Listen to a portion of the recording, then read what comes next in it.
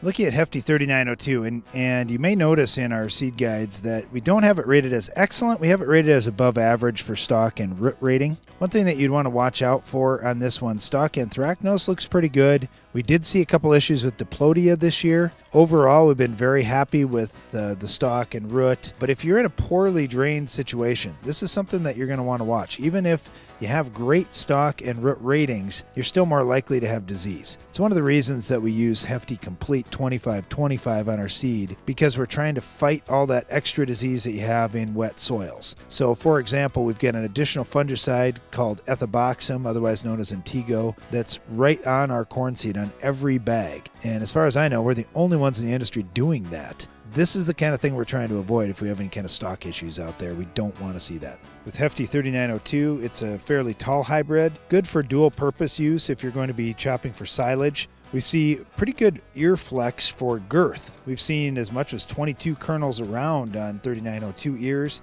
It's been one we've really liked for versatility and various soil conditions you may run into. It loves the good ground. I would highly recommend it on the good ground, but it's one that can work on that variable ground as well. Hefty 3902, we've got a husk cover that just barely covers up the end of the ear. A lot of times towards harvest, you see the end of the ear start to stick through just a little bit.